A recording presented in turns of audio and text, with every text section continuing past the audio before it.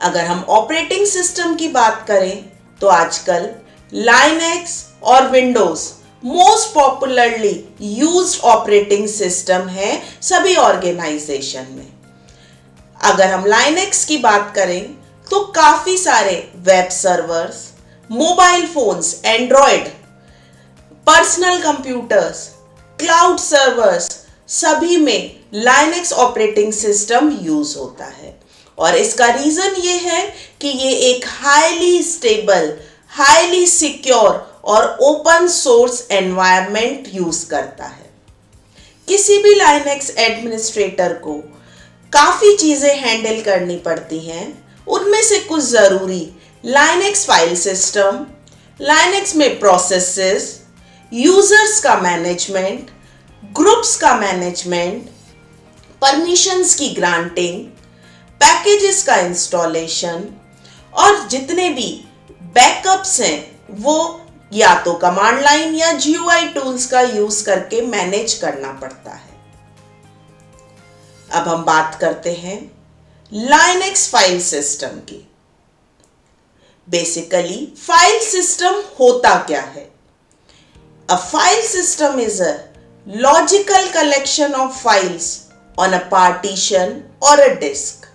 तो file system हमें ये बताता है कि फाइल्स किस तरह से ऑर्गेनाइज्ड हैं। अगर हम लाइनेक्स फाइल सिस्टम की बात करें तो in Linux file system files are organized into multilevel hierarchical structure known as a directory tree. जैसा कि हमें यहां पे एक ट्री दिख रहा है, इस ट्री के टॉप पर सबसे ऊपर जो डायरेक्टरी होती है उसको रूट डायरेक्टरी बोलते हैं और इसको स्लैश से डिनोट किया जाता है। बाकी सारी डायरेक्टरीज इस रूट डायरेक्टरी के डिसेंडेंट्स होते हैं। इसके नीचे इस पर्टिकुलर रूट के नीचे अलग अलग डायरेक्टरीज होती हैं जिसमें कि अलग अलग टाइप्स की फाइल्स को स्टोर किया जाता है। इनमें से कुछ डायरेक्टरीज जैसे कि bin, boot, dev, etc, home, root, sbin, usr, web आदि है। अब अगर हम बात करें लाइनेक्स फाइल सिस्टम के इन पर्टिकुलर डायरेक्टरीज की, तो ये अलग अलग डायरेक्टरीज इसीलिए बनाई गई हैं ताकि एक टाइप की फाइल्स को एक पर्टिकुलर फोल्डर में एक जगह रखा जा सके। जैसे कि /bin stands for binaries. /bin के अंदर जितनी भी फंडामेंटल यूटिलिटीज होती हैं जैसे कि ls, cp, grep, इन सभी की बाइनरी फाइल्स /bin में स्टोर होती हैं। अगर इसके बाद हम बूट की बात करें /boot, तो it contain all the files that are required for successful booting process। /dev stands for devices and it contains file representations of peripheral devices like USB, tape, disk, etc। इन सभी से related files /dev में होती हैं। अगर हम इसके बाद /etc को देखें तो जितनी भी कॉन्फ़िगरेशन से रिलेटेड फाइल होती है जैसे कि अपाचे सर्वर, टॉमकैट सर्वर या जो भी हम सॉफ्टवेयर इंस्टॉल करते हैं उनके कॉन्फ़िगरेशन की फाइल /etc में रखी जाती है। अब हम /home को देखें तो स्लैश के अंदर एक होम नाम का फोल्डर होता है और उसके अंदर फिर सब फोल्डर्स होते हैं। /home के अंदर हर यूजर के करस्पॉन्डिंग एक फोल्डर होता है। जैसे कि अगर मेरे सिस्टम पे 2 यूजर हैं, गेस्ट और ज्योति, तो एक फोल्डर गेस्ट का होगा और एक फोल्डर ज्योति का होगा। अब जो ज्योति यूजर है उसको /home/ज्योति का एक्सेस होगा, जबकि अगर गेस्ट यूजर है तो उसे /home/guest का एक्सेस होगा। वो यूजर सभी फाइलें अपनी उसी डायरेक्टरी में स्टोर कर सकता है और उसी डायरेक्टरी में स्टोर्ड फाइल्स को एक्सेस कर सकता है। इस तरह से लाइनक्स के अंदर सिक्योरिटी मेंटेन होती है कि हम एक नॉर्मल यूजर दूसरे यूजर की डायरेक्टरी की फाइल्स को एक्सेस नहीं कर सकता। अगर हम एक नॉर्मल यूजर की बात करें तो नॉर्मल यूजर /bin/boot/dev इन सभी को भी एक्सेस नहीं कर सकता। इसके लिए सिर्फ एडमिनिस्ट्रेटर यूजर ही उन फोल्डर्स की फाइल्स को एक्सेस कर सकता है। इसको हम डिटेल में आगे देखेंगे जब हम टाइप ऑफ यूजर्स को डिस्कस करेंगे। अगर हम प्रोसेसेस की बात करें तो प्रोसेस होता क्या है, हम ब्रीफ में देखते हैं। Process is basically an abstraction which is used by the operating system to represent a running program। इसका मतलब जब भी हम किसी प्रोग्राम को रन करते हैं तो वो एक प्रोसेस कहलाता है। जब हम लाइनक्स के अंदर प्रोसेसेस की बात करते हैं तो दो टाइप के प्रोसेसेस होते हैं, एक फोरग्राउंड प्रोसेस और दूसरा बैकग्राउंड प्रोसेसेस। फोरग्राउंड प्रोसेसेस वो प्रोसेसेस होते हैं जो कि यूजर के द्वारा एग्जीक्यूट एंड इनिशिएट किए जाते हैं। जब ये प्रोसेस रन हो रहे होते हैं, अगर हम टर्मिनल पे किसी फोरग्राउंड प्रोसेस को रन करते हैं तो हम दूसरे नए प्रोसेस को डायरेक्टली सेम टर्मिनल से इनिशिएट नहीं कर सकते हैं। जब तक कि वो प्रोसेस खत्म नहीं होता तब तक हमें टर्मिनल पे प्रॉम्प्ट वापस नहीं मिलता। जैसे कि अगर हम एक कमांड sleep 5 रन करें तो ये एक फोरग्राउंड प्रोसेस होगा। अगर हम ls कमांड रन करें तो ये एक फोरग्राउंड प्रोसेस बनेगा। अब बात करते हैं बैकग्राउंड प्रोसेस की। बैकग्राउंड प्रोसेसेस जो होते हैं वो इनिशिएट सिस्टम भी कर सकता है और यूजर भी कर सकता है। अगर टर्मिनल पे कोई बैकग्राउंड प्रोसेस इनिशिएट होता है तो उसको लाइनक्स में पूरी कमांड लिखने के बाद हमें एम्परसेंड के साथ एग्जीक्यूट करना पड़ता है। तभी सिस्टम ये समझता है कि हम इस प्रोसेस को एक बैकग्राउंड प्रोसेस की तरह एग्जीक्यूट करना चाहते हैं।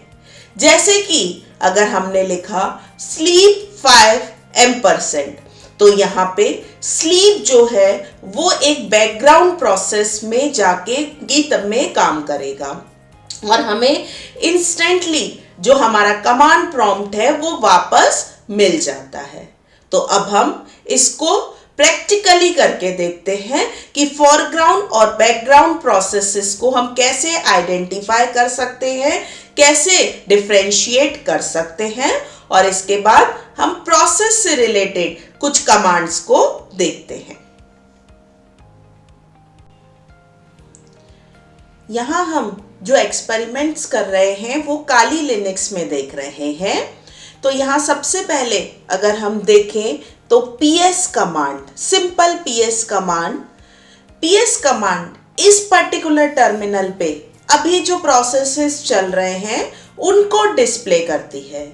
ये सारी इंफॉर्मेशन डिस्प्ले करने के लिए ps कमांड जो होती है वो /proc फाइल सिस्टम का यूज करती है।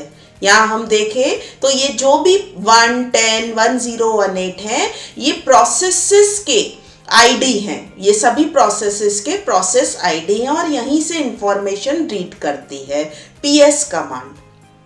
अगर हम सभी टर्मिनल्स पे चलने वाले इस कंप्लीट सिस्टम पे चलने वाले प्रोसेसेस को देखना चाहें तो हम ps-A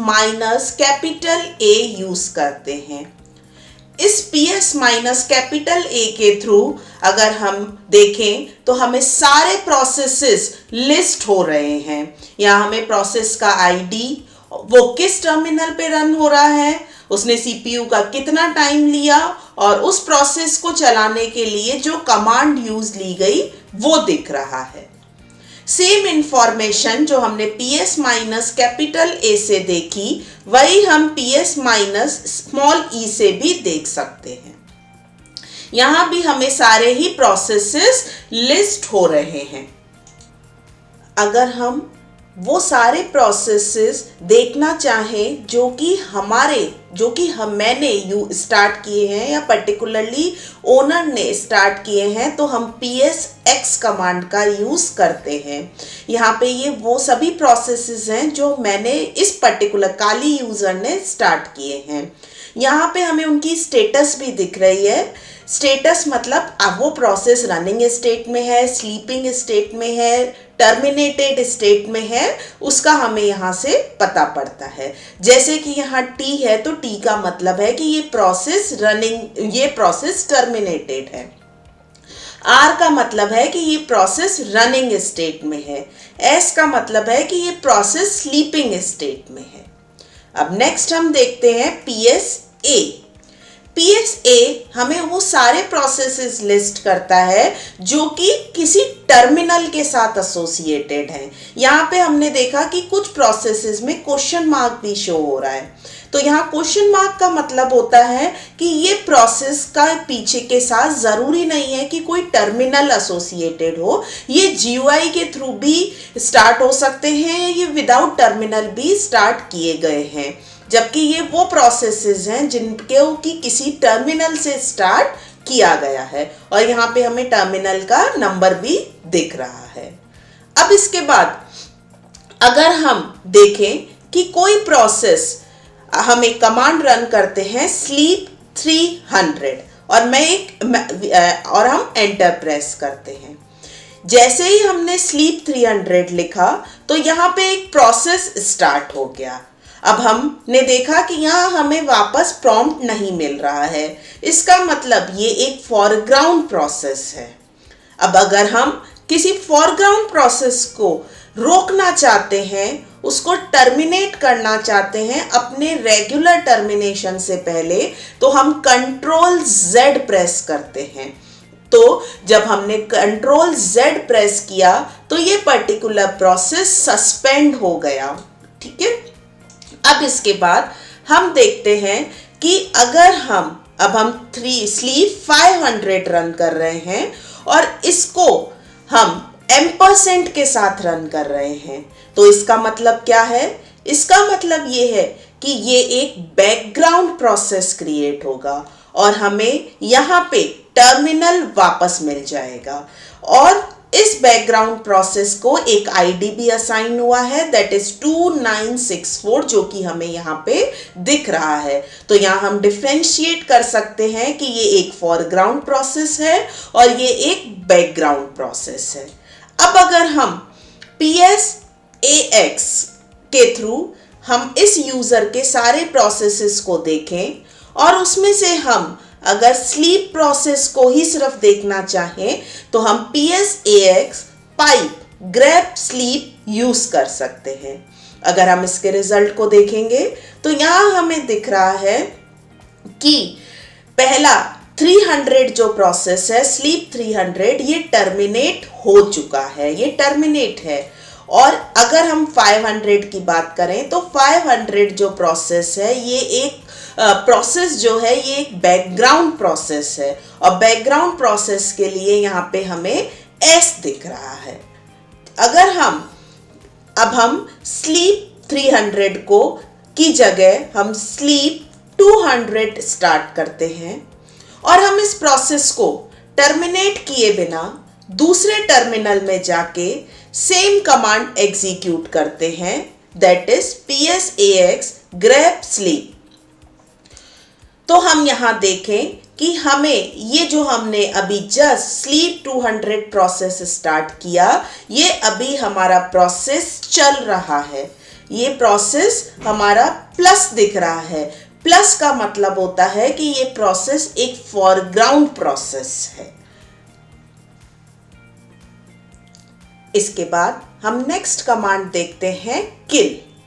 किल कमांड जो होती है वो किसी भी प्रोसेस को एक्सप्लिसिटली किल करने के यूज आती है। जैसे कि यहाँ पे काफी सारे प्रोसेसेस रन हो रहे हैं, अगर एडमिनिस्ट्रेटर किसी प्रोसेस को एक्सप्लिसिटली किल करना चाहे तो वह किल कमांड के साथ उस प्रोसेस का PID दे सकता है। जैसे कि यहाँ पे हमने किल 2964 दिया तो इससे ये प्रोसेस टर्मिनेटेड हो गया। अब अगर हम PS-A वापस देखेंगे तो 2964 प्रोसेस वापस नहीं दिख रहा है।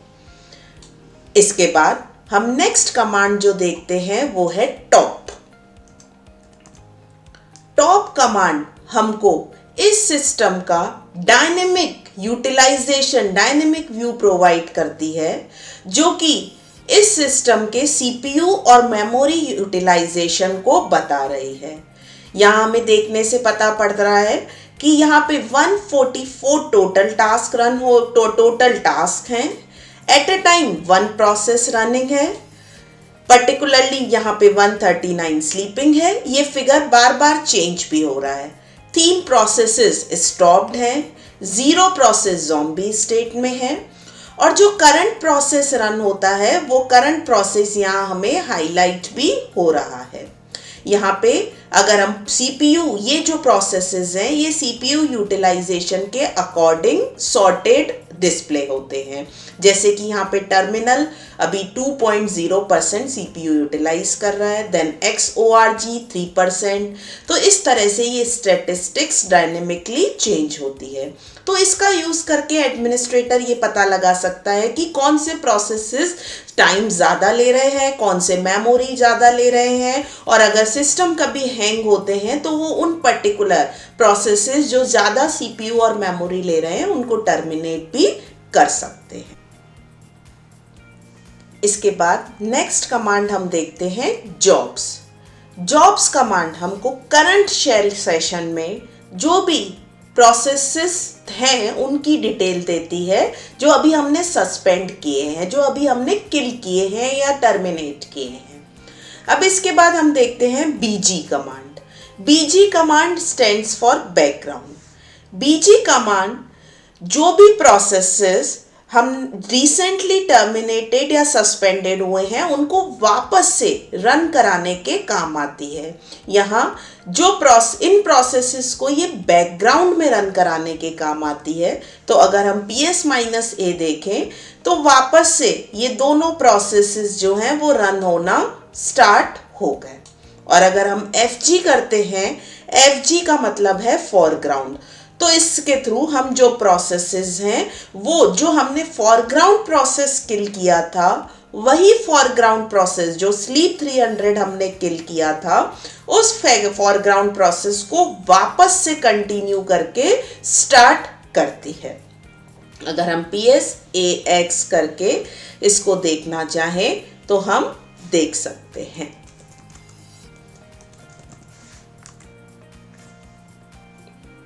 तो ये प्रोसेस हमारा टर्मिनेट हो चुका होगा और स्लीप 100 भी अब हमारा टर्मिनेट हो चुका है।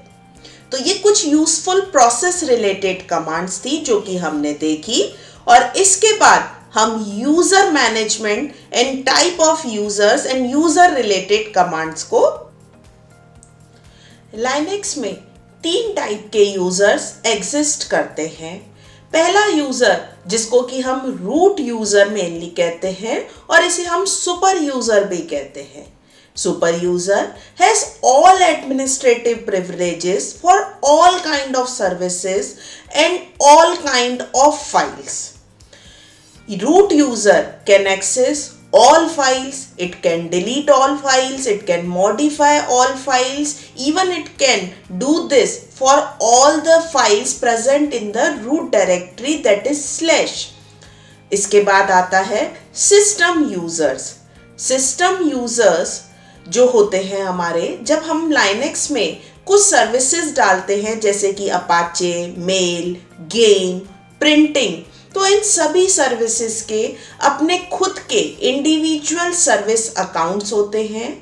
ये अकाउंट इसलिए एग्जिस्ट करते हैं ताकि ये सभी सर्विसेज हमारे कंप्यूटर से इंटरेक्ट कर सके। इसके बाद थर्ड टाइप के जो हमारे यूजर्स होते हैं उनको हम नॉर्मल यूजर्स बोलते हैं। Normal users have limited access to perform standard task such as they can run word processor, they can open database, they can visit web browsers, they can store the files in their own home directories. However, these normal users cannot create, update, delete other users' files or the system user files or the files present in other system folders like etc, proc, dev, etc. The Linux user account details, जो भी users हैं उनके जो user के account की details होती है वो /etc/password एक कॉन्फ़िगरेशन फाइल होती है जिसमें कि स्टोर्ड होती है। इस फाइल में पासवर्ड से अलावा बाकी उस यूजर की सारी डिटेल स्टोर्ड रहती है। अब हम यूजर्स से रिलेटेड कुछ इंपॉर्टेंट कमांड्स देखते हैं, जैसे कि सबसे पहले यूजर को ऐड करना। अगर हम कोई यूजर ऐड करना चाहें तो हम यूजर ऐड कमांड यूज कर सकते हैं, पर यहाँ हमें ये ध्यान रखना होगा कि इस कमांड से पहले सूडो यूज करना होगा। सूडो का मतलब ये होता है कि हम रूट यूजर के थ्रू इस कमांड को रन करा सकते हैं। अगर हम ऐसा नहीं करेंगे तो हमारे पास एक परमिशन डिनाइड की एरर आएगी। जैसे कि हम यूजर ऐड ज्योति करते हैं तो हमारे पास परमिशन डिनाइड आता है, पर अगर हम सेम कमांड को सूडो का यूज करके करते हैं तो हमसे ये रूट यूजर का पासवर्ड पूछता है। यहाँ हम रूट यूजर का पासवर्ड डालते हैं तो हमने एक यूजर को सक्सेसफुली ऐड करा लिया और उस यूजर का नाम ज्योति है। जब एक नया यूजर ऐड होता है तो उस यूजर का पासवर्ड चेंज करने के लिए जो कमांड यूज होती है वो होती है PASSWD। PASSWD ज्योति के थ्रू हम इस पासवर्ड का, इस पर्टिकुलर यूजर का पासवर्ड चेंज कर सकते हैं। Again here we have not used sudo, that is why it is giving the error। अब यहाँ हमने ज्योति यूजर का पासवर्ड रखा। अब अगर हम देखना चाहें तो हम देख सकते हैं कि /etc/password के अंदर फाइल में इस पर्टिकुलर यूजर की एक रो ऐड हो गई होगी। तो ज्योति इस यूजर का नाम है, x पासवर्ड की जगह हमें यहाँ x डिस्प्ले होता है। यहाँ हमें इस पर्टिकुलर यूजर का यूजर आईडी, ग्रुप आईडी, इसकी होम डायरेक्टरी और इसकी डिफ़ॉल्ट शेल, ये सभी डिस्प्ले होता है। अगर हम यहाँ देखें तो अगर हम होम यूज़र में जाएं, होम में जाके डायरेक्टरी में देखें और अगर हम यहाँ पे डिफ़ॉल्ट डायरेक्टरी देखें तो यहाँ पे ये काली यूज़र है, इसीलिए ये काली डायरेक्टरी बाय डिफ़ॉल्ट हमें दिख रही है। अगर हम फाइल सिस्टम में जाके होम के अंदर देखेंगे तो ये अभी काली यूज़र की डायरेक्टरी है। जब हम पहली बार लॉगिन करेंगे तो हमें यहाँ पे ज्योति यूज़र जो हमने अभी क्रिएट किया है उस यूज़र की भी डायरेक्टरी एग्जिस्ट मिल जाएगी। उसके बाद अगर हमें कोई यूज़र डिलीट करना है तो हम यूज़र डेल कमांड यूज़ ले सकते हैं। अगेन इस कमांड को हमें सूडो के थ्रू यूज़ लेना पड़ेगा। तो इससे हमने सक्सेसफुली यूज़र को डिलीट भी कर दिया। उसके बाद नेक्स्ट कमांड होती है फिंगर। फिंगर यूज़र हमें इस पर्टिकुलर सिस्टम पे जितने भी यूज़र्स, चाहे वो लोकल या रिमोटली लॉगिन है, उनकी डिटेल देती है।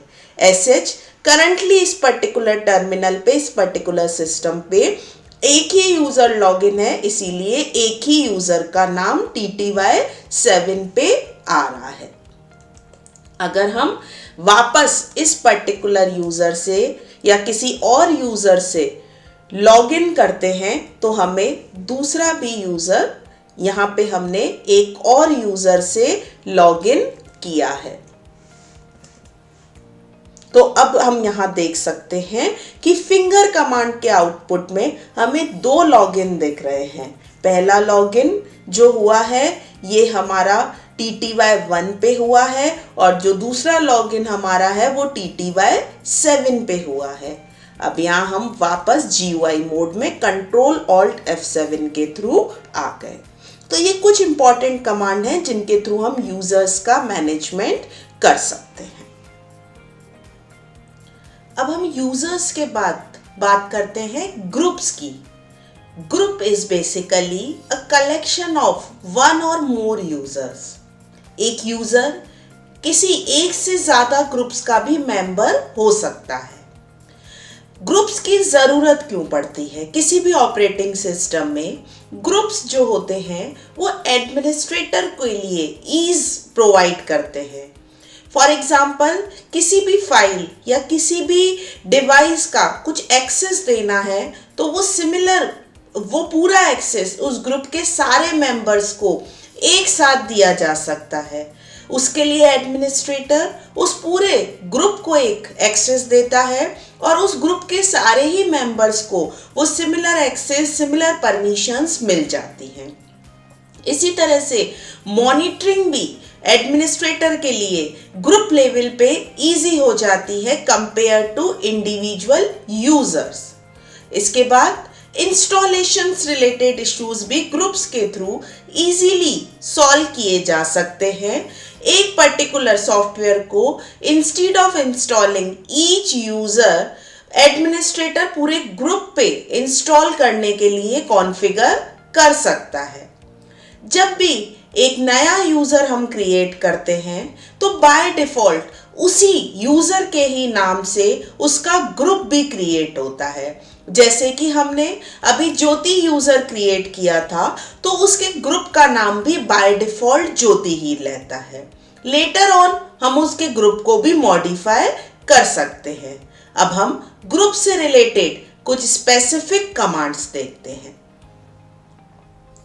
अब हम यूजर के बाद ग्रुप से रिलेटेड कुछ कमांड्स को देखते हैं। सबसे पहले गेट ENT कमांड ग्रुप। ये जो कमांड है ये हमें इस सिस्टम पे एग्जिस्ट सारे ही ग्रुप्स के नेम्स की डिटेल देती है। यहाँ पे हमारा ये सभी ग्रुप्स के नाम हैं जो कि इस सिस्टम पे एग्जिस्ट करते हैं। अब हम ये देखना चाहें कि कोई पर्टिकुलर यूजर के ग्रुप कौन से हैं तो हमें सिंपली ग्रुप्स कमांड लिखनी है। इससे हमें ये पता पड़ता है कि जो करंट यूजर है काली वो किन किन ग्रुप्स का मेंबर है। अगर हम इसके अलावा किसी स्पेसिफिक करंट यूजर के अलावा किसी स्पेसिफिक यूजर के ग्रुप्स देखना चाहें तो हम ग्रुप्स कमांड के आगे यूजर का नाम भी लिख सकते हैं। जैसा कि हमें यहाँ दिख रहा है जो ज्योति यूजर है वो I2C ग्रुप का मेंबर है और इसे हम कैसे चेक कर सकते हैं? हम इसे cat/etc/password के थ्रू भी देख सकते हैं। यहाँ पे जो ज्योति यूजर है इसका पासवर्ड X के फॉर्म में है। इस यूजर का ID 1001 है और इस यूजर के ग्रुप का ID 125 है। तो 125 ग्रुप जो है वो हमारा I2C ग्रुप है। यहाँ हम देख सकते हैं कि ये I2C ग्रुप है। अब अगर हम ज्योति यूजर के ग्रुप को चेंज करना चाहें और ज्योति यूजर को 1001 ग्रुप का मेंबर बनाना चाहें जो कि ज्योति ही ग्रुप है तो हमें यहाँ जो नेक्स्ट कमांड यूज करनी होगी वो है यूजर मॉड।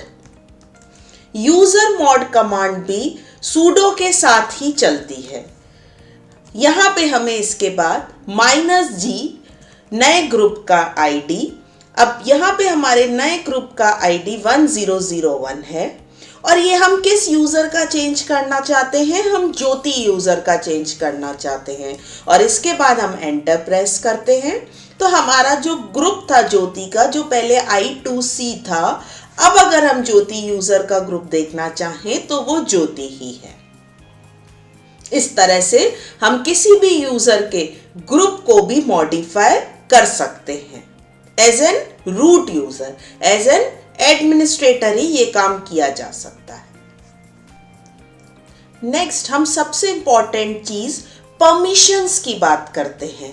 परमिशंस लाइनक्स में बहुत ही इंपॉर्टेंट होती हैं और वही लाइनक्स को एक सिक्योर ऑपरेटिंग सिस्टम बनाती हैं। अगर हम किसी भी फाइल की करंट परमिशंस देखना चाहें तो हम ls-l के थ्रू देख सकते हैं।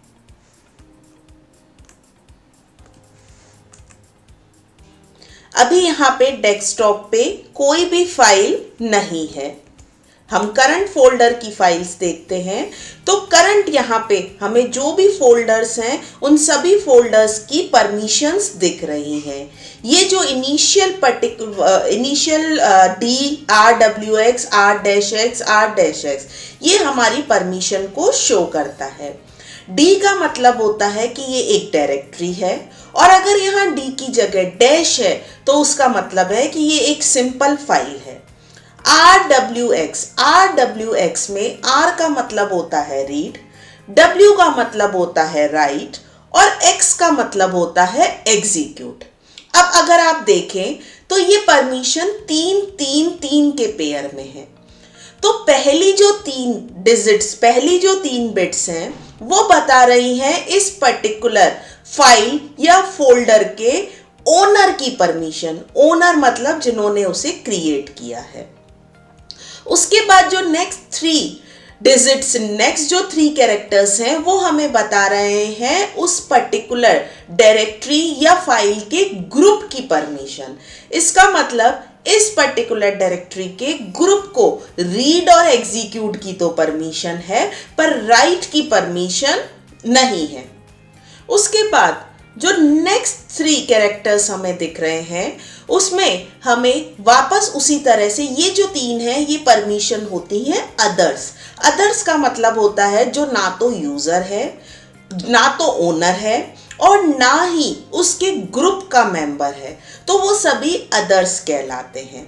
इस अदर्स में हमें जैसा कि दिख रहा है अदर्स के लिए परमिशन रीड और एग्जीक्यूट की है और -W की जगह हमें डैश लिखा हुआ है। इसका मतलब है कि राइट परमिशन उसे डिनाइड है। अगर अभी हम यहाँ पे कोई भी एक फाइल क्रिएट करते हैं, फॉर एग्जाम्पल अगर हम यहाँ पे टच कमांड के थ्रू कोई भी फाइल क्रिएट कर सकते हैं। अब अगर हम इस फाइल को देखें तो यहाँ पे जो हमने फाइल 1 क्रिएट की है उस पर्टिकुलर फाइल के आगे डैश आ रहा है क्योंकि ये एक डायरेक्टरी नहीं है। अब इस फाइल के ओनर को रीड और राइट की परमिशन है। इस पर्टिकुलर फाइल के ग्रुप मेंबर्स को केवल रीड की परमिशन है और अदर्स को भी केवल और केवल रीड की परमिशन है। तो ये read write execute permissions Linux के अंदर फाइल्स को सिक्योर बनाती हैं। इन परमिशंस को चेंज भी किया जा सकता है पर इस परमिशन को चेंज या तो उस फाइल का ओनर कर सकता है या तो फिर रूट यूजर कर सकता है। अब अगर हम परमिशन चेंज करना चाहे तो हम जो कमांड यूज लेते हैं वो है chmod। chmod कमांड के थ्रू हम किसी भी यूजर के लिए कोई भी परमिशन ऐड भी कर सकते हैं और वह परमिशन हम हटा भी सकते हैं। फॉर एग्जाम्पल हम फाइल 1 के ओनर के लिए, इसके यूजर के लिए अगर एग्जीक्यूट परमिशन ऐड करना चाहे तो हमें u+x, अब u+x शो करता है कि इसके ओनर को, इसके यूजर को एग्जीक्यूट परमिशन ऐड की जाए। अब हम अगर ls-l से देखते हैं तो यहाँ एग्जीक्यूट परमिशन मिल चुकी है। अब सिमिलरली अगर हम इस पर्टिकुलर फाइल के ग्रुप मेंबर्स को राइट की परमिशन देना चाहते हैं तो हम राइट की परमिशन भी ऐड कर सकते हैं। अगर हम इस फाइल को वापस देखें तो इस फाइल में यहाँ पे W आ चुका है, जो कि ये शो कर रहा है कि इस फाइल के ग्रुप मेंबर्स को रीड और राइट दोनों की परमिशन है, और अदर्स की भी परमिशन इसी तरह से हटाई या जोड़ी जा सकती है। अगर हम यहाँ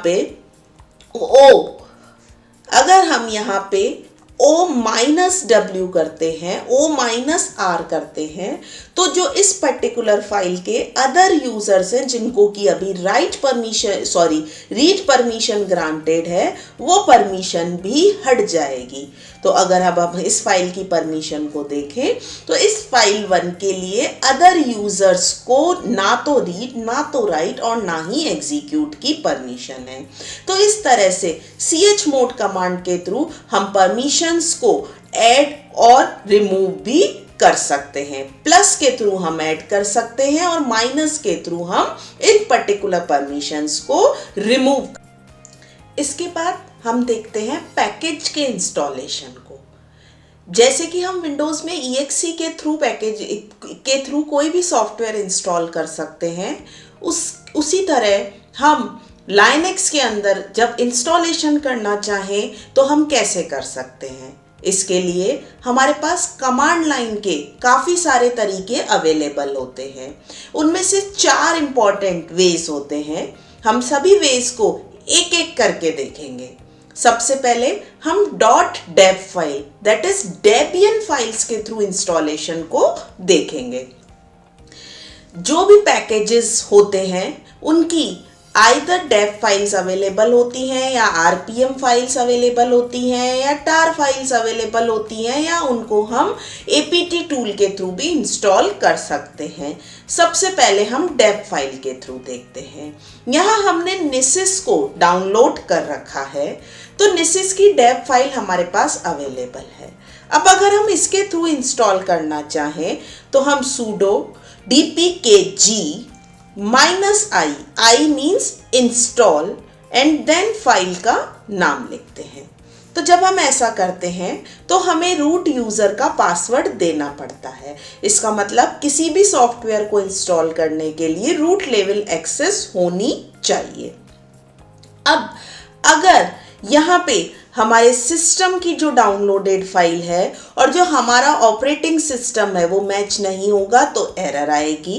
यहाँ पे हमारा आर्किटेक्चर i386 है, 32 बिट है, और जो हमारी फाइल है वो 64 बिट है, तो इस वजह से यहाँ इंस्टॉलेशन फेल हुआ।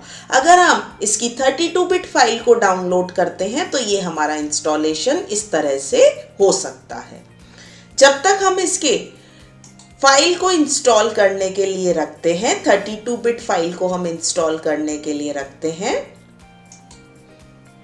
तब तक हम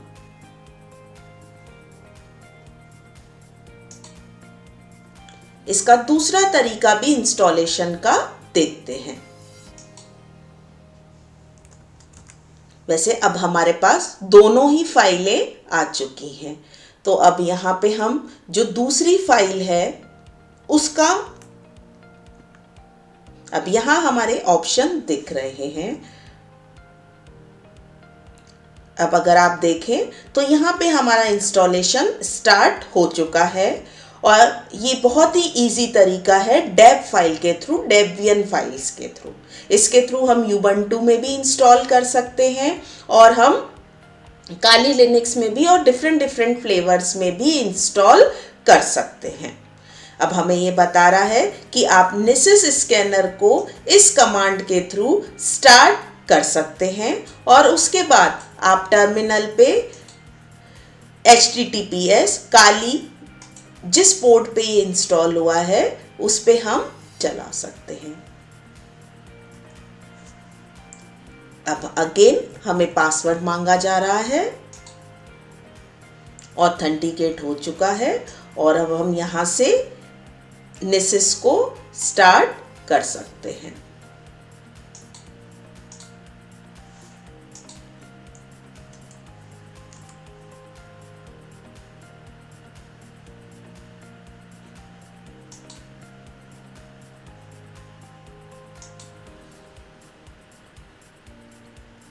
तो अब यहाँ पे हमने निसिस को भी इंस्टॉल कर लिया। अब ये कुछ कंपाइलेशन होगा और उसके बाद ये हमसे कॉन्फ़िगरेशन मांग के इंस्टॉल हो जाएगा। जो नेक्स्ट मेथड होता है वो होता है apt get के थ्रू।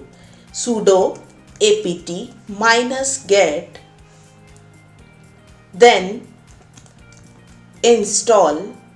उसके बाद जो भी हमें पैकेज डालना है हम उसका नाम लिख सकते हैं, जैसे कि हमने लिखा Python 3।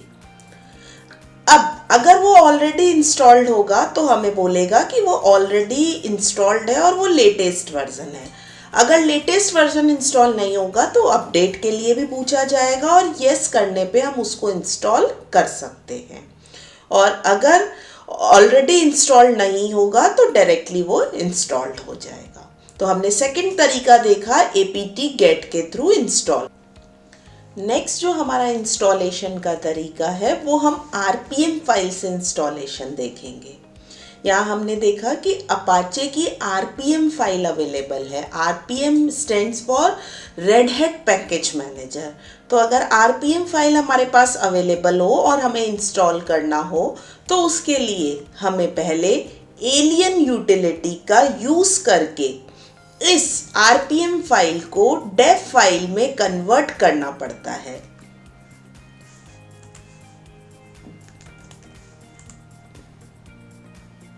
एलियन यूटिलिटी के थ्रू RPM फाइल कुछ ही टाइम में depending on the size deb file generate करके देती है और उसके बाद हम इस डेव फाइल के थ्रू इंस्टॉल कर सकते हैं। और उसके लिए हमें dpkg-i जो कि हम पहले देख चुके हैं वही तरीका यूज़ करना पड़ता है। और इसके बाद जो नेक्स्ट इम्पॉर्टेंट वे होता है वो होता है टार फाइल के थ्रू। यहाँ हम देख सकते हैं कि अपाचे की हमारे पास टार फाइल भी अवेलेबल है। नॉर्मली जो भी पैकेजेस लाइनेक्स के अंदर होते हैं उनके हमारे पास सभी तरह की फाइल्स अवेलेबल होती हैं। जैसे कि अगर अभी हम यहाँ पे अपाचे को देखें तो अपाचे की डेव फाइल है, RPM फाइल है, टार फाइल है और सोर्सेस के थ्रू और विंडोज़ इंस्टॉलर भी है। तो हम डेव के थ्रू, RPM के थ्रू, टार के थ्रू, किसी भी के थ्रू इंस्टॉल कर सकते हैं। तो यहाँ अभी ये फाइल कन्वर्ट होने में टाइम ले रही है और ये थोड़ी देर में कन्वर्ट हो जाएगी। जब हमें टार फाइल के थ्रू इंस्टॉल करना होता है तो हम एक और टर्मिनल को पैरेलल में खोलते हैं और इस टर्मिनल में हम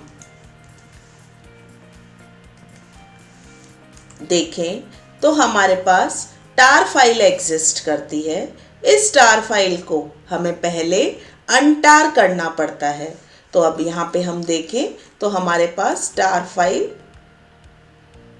अवेलेबल ऑलरेडी इसको हमने कर रखा है, पर हम एक बार और करके देख लेते हैं।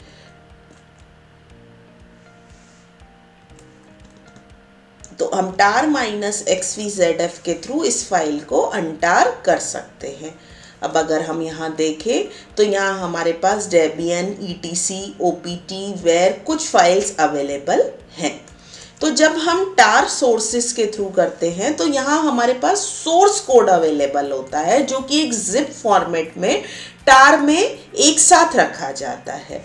तो अब अलग अलग पैकेजेस के लिए टार फाइल के थ्रू इंस्टॉल करने के लिए कुछ डिफरेंट रूल्स हो सकते हैं और वो डिपेंड करता है और उसकी रीडमी फाइल के अंदर नॉर्मली हमें ये सारे प्रोसीजर डिटेल में गिवन होते हैं। कमांड लाइन बैकअप के लिए हमारे पास लाइनक्स के अंदर डंप यूटिलिटी होती है। ये एक कमांड लाइन टूल है जिससे कि हम किसी भी पर्टिकुलर डिवाइस की ड्राइव की फाइल्स को दूसरी डिवाइस में या ड्राइव में कॉपी कर सकते हैं। और इसी डंप टूल के थ्रू हम किसी भी पर्टिकुलर डायरेक्टरी को डिस्क पे, टेप पे, किसी और स्टोरेज मीडियम पे और इवन रिमोट साइट पे भी स्टोर कर सकते हैं। फॉर एग्जाम्पल इसके लिए भी हमें sudo कमांड के थ्रू ही यूज़ करना पड़ता है। sudo dump 0uf/dev/qft0/dev/sda6। यहाँ पे इसका मतलब है कि जो हमारी डिवाइस है जो कि SDA6 पार्टीशन है, ये हमारा करंट पार्टीशन है, ये हमारा सोर्स है और ये हमारा डेस्टिनेशन है। तो ये सोर्स पूरा का पूरा इस पे कॉपी होगा। यहाँ पे कुछ ऑप्शंस यूज होते हैं। F हमें बता रहा है कि इसमें से हमें सारी फाइलें कॉपी करनी है और 0 हमें ये बताता है कि फुल कॉपी करनी है। यहाँ पे ये जो लेवल है ये 0 से 9 तक वेरी होती है। 0 मतलब फुल बैकअप होता है, उसके बाद इंक्रीमेंटल बैकअप, पर्टिकुलर बैकअप, और हम इस तरह से बैकअप क्रिएट कर सकते हैं। अगर हम टूल्स की बात करें, GUI टूल्स की, तो काफ़ी सारे GUI टूल्स अवेलेबल हैं, जिसमें से के backup mostly used, widely used tool है। के बैकअप के थ्रू भी हम GUI के थ्रू बैकअप को स्टार्ट कर सकते हैं। हम टारगेट बता सकते हैं कि हमें टारगेट क्या है, हमें किस चीज़ का बैकअप लेना है, और हमें फुल बैकअप, हम यहाँ पे फोर्सफुल बैकअप को भी टिक कर सकते हैं, और अगर हम इसको टिक नहीं करेंगे तो हमारा इंक्रीमेंटल बैकअप होगा। और यहाँ पे हमारे पास ड्यूरेशन और पूरी जो फाइल की साइज है वो इस तरह से आएगी। तो यहाँ पे 75 GB की डिस्क का पूरा बैकअप क्रिएट किया जाएगा। इसके बाद अमांडा जो टूल है, that is advance Maryland automatic network disk archiver tool. ये भी एक वाइडली यूज टूल है जो कि बैकअप के लिए यूज होता है। इसका यूज करके बैकअप को हम लैन के थ्रू हम इसे सेटअप करके किसी रिमोट सिस्टम पे भी इसका बैकअप ले सकते हैं। And it is use to take backup of multiple host on a single large capacity disk server or an another system. अमाडा भी नेटिव टूल्स जैसे कि डंप और GNU tar को ही यूज करता है, पर ये एक GUI फैसिलिटी है जिसको कि इजीली यूज किया जा सकता है। और यहाँ पे हम अगर कुछ टाइप की फाइल्स को एक्सक्लूड करना चाहें तो भी हम कर सकते हैं, और यहाँ पे हम कंप्रेशन का तरीका भी बता सकते हैं। तो अभी हमने लाइनक्स ऑपरेटिंग सिस्टम के अंदर कुछ इंपॉर्टेंट चीजें जो कि एक सिस्टम एडमिनिस्ट्रेटर को पता होनी चाहिए वो देखी। नेक्स्ट हम विंडोज ऑपरेटिंग सिस्टम के सिस्टम एडमिनिस्ट्रेशन को देखें।